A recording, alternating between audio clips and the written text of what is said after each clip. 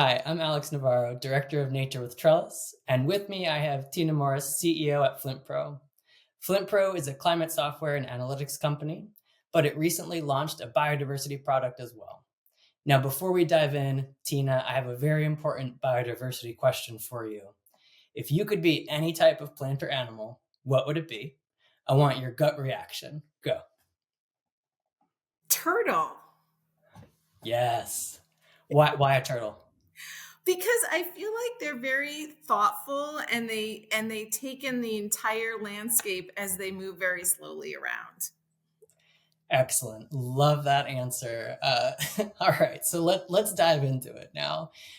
Putting on our turtle brains. So you've had a fascinating career, serving as a commander with the U.S. Army and military police, followed by 20 years on Wall Street, including during the 2008 financial collapse. And now you're working on climate change and sustainability. So, with this really interesting path you've taken, what's the most important lesson you've learned that you wish other climate leaders could better understand? Alex, it's great to be here, and thanks for these opening questions.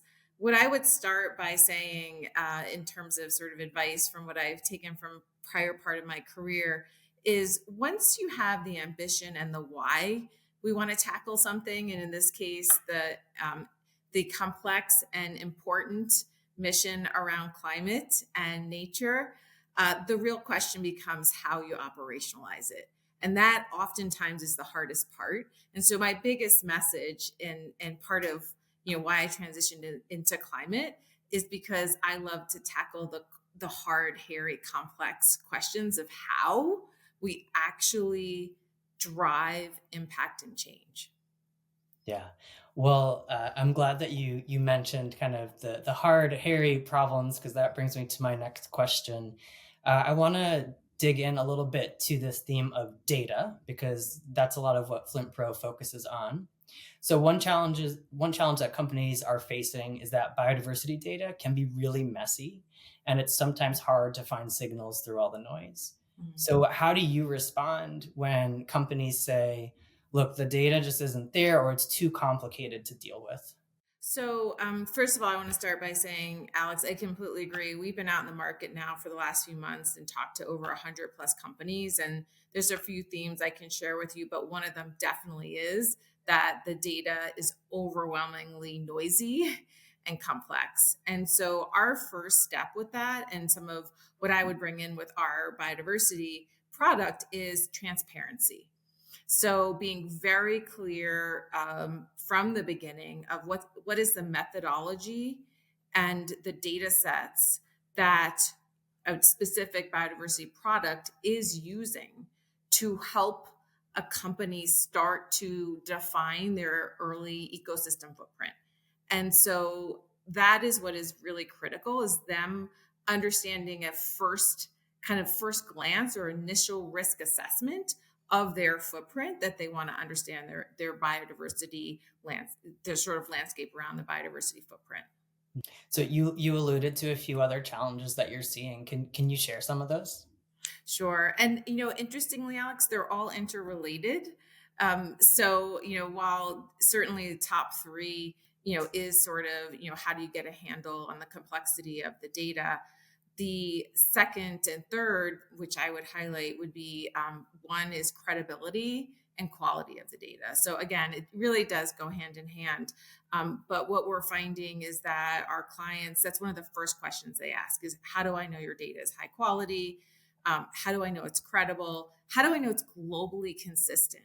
And so these are all factors, and you alluded to my background at S&P Global, and certainly as we came out of the credit crisis, those were some really big questions that different stakeholders in the market had. And that's where we go back to those hard lesson learned around, you have to have that transparency right from the beginning of what specific data streams are you using? Why is it high quality? How are you bringing it into a model? how are you checking and confirming that model is giving you consistent results that you can use and outcomes you're holding your business accountable for around setting your net zero path forward.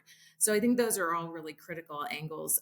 The other one I'll just highlight really quick is just that point around accountability to outcomes, and how do you really make decisions around prioritizing what's material to your business, and then how do you want to go about prioritizing and making investments against that. And so that was like that third theme we heard. Yeah, I'm glad you brought up that final theme there, because beyond data and reporting, what we hope to get to, right, is action and impact on the ground, positive impact Correct. on the ground. So, what is the next frontier for your company, but also just for the broader corporate space working on nature strategies? So, in an ideal world, what's the conversation you want to be having in, let's say, 1 year from today? I think the ambition is there. The question is how. How do I tackle this? And the conversation I want to keep moving forward from is that every company we've talked to has started to have an initial assessment and understands their baseline risk and their material risks. And then I want to be talking about, oh, how do you actually set targets and make interventions to ultimately get that nature positive outcome. So I want to be talking about the actions and how you measure those actions. And that is what I would say, just to, kind of close out that thought. That's what's so valuable about FLINTpro and our platform is we can take that journey with the clients every step of the way, from that initial baseline assessment and understanding through when they start to want to take action and make interventions, and the criticality of measuring that impact. So if I do make this change on this piece of land, what does that mean for the longer term benefits? And we just really want to partner with companies who want to take that full cycle all the way through to action. Yeah, I appreciate you also just kind of mentioning the next steps, which are monitoring over time, right? It's not just about taking the action, but there will be a continual need for that high quality data through time. There will. So, This is not there's no silver bullet. There's no do it once. It is an over time process. But if we put the right systems and data in place early on and have it from the very beginning, then we can do that ongoing monitoring and assessment. yeah, I could see why you chose the turtle, that slow and steady approach. Uh, so you've been CEO of this company for a little over a year now, right? What's one thing that you wish you had known when you started? Frankly, coming from financial services into the climate space, I honestly didn't expect this level of complexity and debate that's still going on sort of at the science level. And that really does make the operationalizing of the systems and the products very challenging. But I think it took me a long time to understand that level of complexity and striking that balance of the critical amount of science that's needed to have a product that's credible and data that's credible is a very difficult line, but one that FLINTpro has because we have both. All right, so Tina, beyond data and reporting, what's the next frontier for those working on corporate nature strategies? So let's say in an ideal world, what's the conversation you want to be having 1 year from today? We want to be having conversations about action. So after companies have done that initial assessment, what are they doing to take interventions and actions to make their ecosystems and their biodiversity footprints better for the future?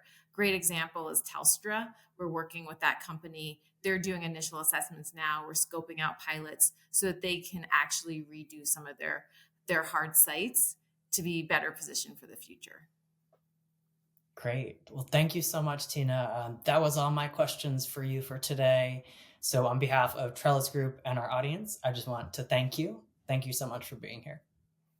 Thank you so much, Alex. I've enjoyed the conversation, and please reach out to me, FLINTpro, if you have any questions or needs about nature, data, and analytics. Thanks so much.